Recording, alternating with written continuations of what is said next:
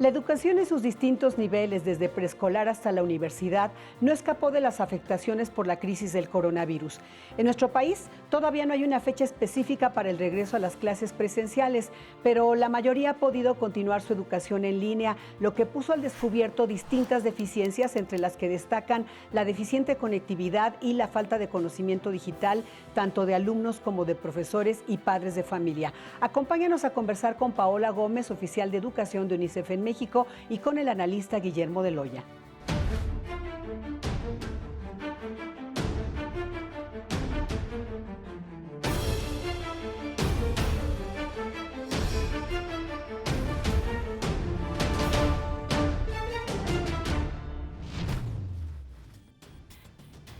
Paola, 37 millones de alumnos tuvieron que seguir sus clases en línea a causa de la pandemia. ¿Cuántos de estos chicos no tienen computadora, no tienen internet, etcétera? Eh, Nosotros estimamos, con base a las encuestas nacionales, sobre todo la encuesta nacional sobre disponibilidad del uso de las tecnologías de la información, y las cifras que arroja el IFT, que aproximadamente 50% de los niños y de las niñas en este país no tienen una computadora propia o acceso a Internet en sus casas, versus 90% que tienen acceso a la televisión. Es por eso que la estrategia Aprende en Casa de la Secretaría de Educación Pública no solamente se basó en el aprendizaje vía redes sociales o Internet, sino que tiene una gama amplia que toma en cuenta la televisión, radio y Internet y computadoras. Paola, ¿cómo toma la pandemia en materia de conocimientos digitales a los padres de familia que están ahorita con los niños en casa, también a los maestros, no solo en conocimientos digitales, sino también en infraestructura tecnológica? Ha sido verdaderamente un reto. Nosotros desde el área de educación del Fondo de Naciones Unidas para la Infancia hemos visto que los padres no necesariamente tenían las capacidades para poder afrontar esto, ni los docentes tenían las habilidades ni las competencias digitales para dar sus clases en línea.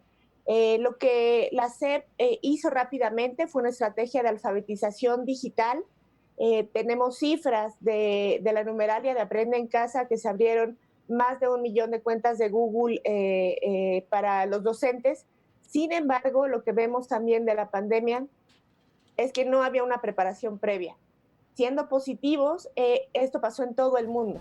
Más de 98 países tuvieron disrupción de clases, y lo más importante era tener continuidad educativa de alguna forma. Entonces, visto que tuvieron muy pocos días para prepararse, para hacer esta transición a que los padres llevaran a cabo la educación de los niños, a tener herramientas vía televisión y vía Internet, y que es una situación que no solo México enfrentó, sino varios países, la estrategia que ha desarrollado la Secretaría de Educación Pública ha sido una de las más reconocidas a nivel internacional, y es una oportunidad para que ahora, si hay un nuevo brote o si podemos prolongar más este tema de distanciamiento social por la evolución de la pandemia, sigamos aprovechando y fortaleciendo lo que ya se está construyendo debido a esta circunstancia extraordinaria. Muy bien, Paola. Guillermo de Loya. ¿Qué tal, Paula? Qué gusto. Pues sí, efectivamente, creo que fue una situación superviniente para la cual, pues evidentemente no había una preparación previa. Sin embargo, el curso en el cual se va incrementando, sobre todo la parte de la conectividad, creo que es una situación en la que se debería de poner énfasis. Si pensamos que de 2017 al 2020 únicamente incrementamos en una conectividad de 2 puntos porcentuales en los hogares mexicanos, que fueron ahora básicamente el eje necesario para poder articular esta estrategia de educación. ¿Han sido suficientes los esfuerzos en este sentido? No, definitivamente no, y es algo que no solamente sabemos a causa de la pandemia. La encuesta de enseñanza-aprendizaje de la OCDE o TALI ya había indicado que había estas brechas digitales, la formación inicial y continua de los docentes, y que como país tenemos estas desigualdades tan marcadas. Sin embargo, la pandemia lo que hace es que recrudece brechas ya existentes, brechas a niños y adolescentes que no tienen acceso a una computadora, a una conexión a Internet, y todas las brechas de aprendizaje que ya se tenían, las deficiencias en literacidad, en numeracidad, se van a hacer más grandes debido a estos temas de distancia y de brecha digital. Entonces, es una de las prioridades, completamente de acuerdo, que el gobierno tiene que atender, reducir esas brechas, y nosotros como UNICEF estamos apoyando iniciativas globales para que los países, entre ellos México, lo puedan hacer de la mejor manera. Paula, sería importante hablar sobre que estas brechas afectan, desde luego, a personas en las zonas urbanas, en las zonas metropolitanas, pero mucho en las comunidades indígenas, en las zonas rurales también. Completamente de acuerdo. Nosotros como UNICEF hemos estado mapeando donde hay más brechas de aprendizajes con población indígena y hablante de lengua indígena, y evidentemente estas comunidades no tienen conectividad, no tienen acceso a Internet, lo poco que llegue es a través de las radios comunitarias, y también lo que sabemos es que los niños y adolescentes no escuchan la radio comunitaria, es meramente dirigida a los adultos. ¿Tú dirías que esta pandemia da la oportunidad al Estado mexicano para que sea una prioridad el tema de la educación a distancia, de mejorar la infraestructura tecnológica? Hablabas, y me gustó mucho lo que decías al principio, de ser positivos. ¿Qué aprendizajes, qué lecciones nos deja esta pandemia en esta que es tu materia?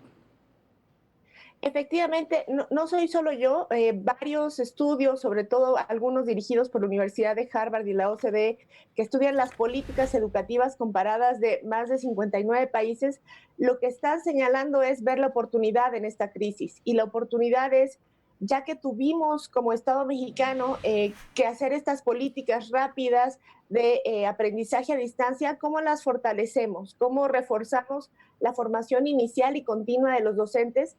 Porque tener capacidades digitales no es solamente tener una cuenta de correo o poder tener acceso al teléfono para tener una comunicación con los alumnos. Tengo que preparar mis contenidos educativos de una forma amena, lúdica, cortita.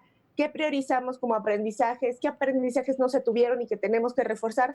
Toda esta gama de temas por fortalecer son una oportunidad para que el Estado mexicano salga avante y que sepamos que tenemos puntos clave. Guillermo Eloya. Creo que has tocado un punto fundamental en esta situación. No tan solo tiene que ver con la accesibilidad que se tenga para efectos de poder vincularse al Internet o la accesibilidad que se tenga para poder acceder a la tecnología, sino la preparación, digamos, integral de un sistema pedagógico para el cual, pues bueno, muy probablemente se va a modificar ya de lleno para las próximas etapas y para todo lo que venga en esta cuestión. ¿Está preparado el sistema educativo en esta situación?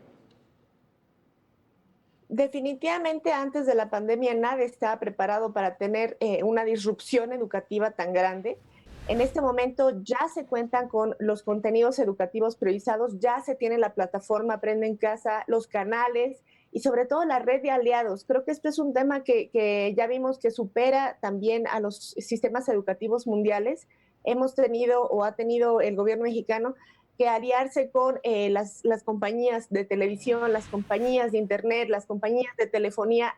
Ha habido mucha creatividad en ver cómo se hace llegar a los alumnos la educación, en cómo se da la continuidad educativa. México tiene que fortalecer la formación en habilidades socioemocionales, en competencias digitales, en mapear a los alumnos que estaban antes de la pandemia en la escuela y que muchos abandonarán por temas económicos o por tema de cuidado de familiares o por la situación que viven en sus casas. Entonces, ¿cómo regresar a esos niños a la escuela, cómo rescatarlos y que no abandonen sus estudios? Es fundamental. Claro, y UNICEF ha hablado mucho, de hecho es la razón de su existencia en torno a estos 4.8 millones de niñas, niños y adolescentes que no tienen acceso a la educación. ¿Tú crees que si se siguiera estas políticas y esto que se ha hecho bien, Paola, se podrá batir, por ejemplo, esta cifra que está avalada por el Instituto Nacional de Educación en México?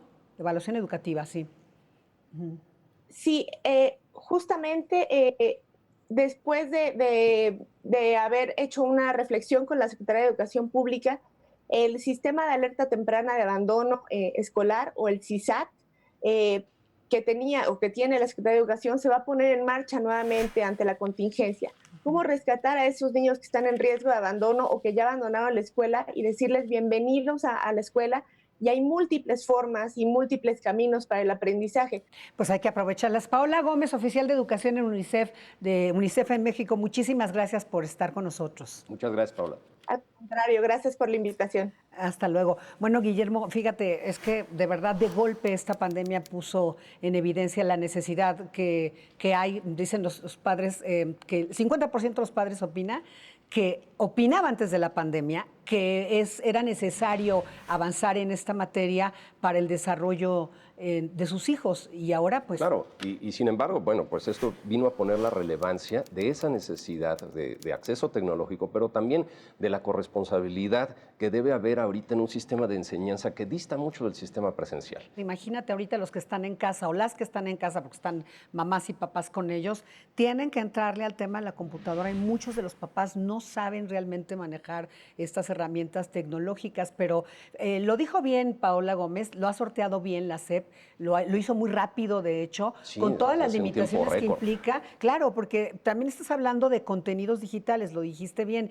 no es nada más que traslades lo que das en educación presencial al tema digital, tiene que ver con brevedad, con incluso videos, muchísimas cosas que implica rehacer los contenidos de cada materia, no es una tarea fácil. No, en ese sentido, los tiempos de captación de la atención sobre los contenidos que se dan en casa son muy distintos a los que se dan dentro del aula de clases. Son contenidos de una gran asimilación, de una gran prontitud y que también la propia tecnología te da muchísimos recursos que ahora los propios alumnos y las propias nuevas generaciones entienden en ese código de señales que pues básicamente asimilan entre ellos de una mejor manera. ¿Cómo esto se puede traducir a una pedagogía eficiente? Sí, y esto también va a obligar a la propia Secretaría de Educación Pública, por supuesto a la federal, pero también a las estatales, para que se replanteen todo lo que tiene que ver con la vuelta a la educación presencial, que no tenemos fecha, pero sí tendrá que haber aulas inteligentes, soporte técnico en esas escuelas, suficientes computadoras, contenidos digitales, en fin, se tienen que replantear además, de fondo como una política de Estado y desde luego el tema de la brecha digital y la conectividad, que no solamente en materia de educación, Guillermo, sino hasta en el trabajo en casa se ve que estamos lejos todavía de países. Claro, y permíteme insistir en algo muy importante, Estela. No tenemos la certeza de que no habrá intermitencia en este sistema, digamos, que está pactado para el regreso en agosto, en el mejor de los casos, y todos somos optimistas porque así sea. Ojalá, pero sin embargo se va a dar en la plena capacidad como estaba antes de la pandemia para los salones de 40 a 50 alumnos, que es, digamos, la cuestión normal o habitual que se da dentro de un salón de clases en las capacidades. Tendremos nuevos códigos de acercamiento sanitarios, de vinculación, de contacto entre el propio docente, entre los propios alumnos, cuáles son los protocolos a llevar a cabo para esta nueva educación y este nuevo sistema que tendremos que estar apuntalando y que tenemos que estar perfeccionando para los próximos años. Bien lo has planteado, rehacen, se replantean todos los códigos sociales, incluso no solamente en materia escolar, sino en materia de trabajo, ¿no? Todo este tema del home office nos ha obligado a conducirnos socialmente de otra manera, y lo decía bien Paola, no solo en México, a nivel mundial. Y los programas de capacitación que serán muy importantes, digamos, de manera integral, de manera multifuncional para los propios docentes, para los propios educandos. En este sentido, pues bueno, tendrán que contar ya con conocimientos suficientes, incluso dentro de las otras materias que se vinculan colateralmente, en cuestiones de, repito e insisto, protocolos de salud, en las medidas de sanidad suficientes, en cómo dirigirse, en cómo acaparar esa atención de los grupos, pero además, pues bueno, una situación que también, insisto, es muy importante, cómo en este proceso de corresponsabilidad tienen un papel relevante los tutores y los padres de familia. Estamos en la espera, repito, de periodos que puedan tener a los alumnos nuevamente en casa por algún par, unos 3 o 4 o 5 semanas, o nuevamente no sabemos hasta cuánto tiempo. Tendremos que contar con un sistema de capacitación integral donde desde la propia Secretaría de Educación Pública se le pueda dar una capacitación mínima a los padres. Tienes que ponerte la pila, digamos, con los chicos que están en la casa. ¿Y cómo compaginas las actividades personales propias de los padres de familia con este sistema educativo, que también es muy demandante? Pues asesoría pedagógica para todos, tanto para padres de familia como para los maestros, y bueno, esta capacitación que es fundamental. Por lo pronto tengan paciencia mamás, papás en casa, profesoras, profesores, porque pues no es un Claro. tema menor. Y bueno, siempre hemos dicho que la educación sacará adelante este país, pues es momento de pescar esta oportunidad dentro de lo que Es la ha planteado mejor y más pandemia. segura inversión que se tiene hacia un mejor ser humano. Guillermo de Loya, muchas gracias Muchas por estar gracias, aquí. Estela. Gracias a usted por acompañarnos en una emisión más de Ruta ADN 40.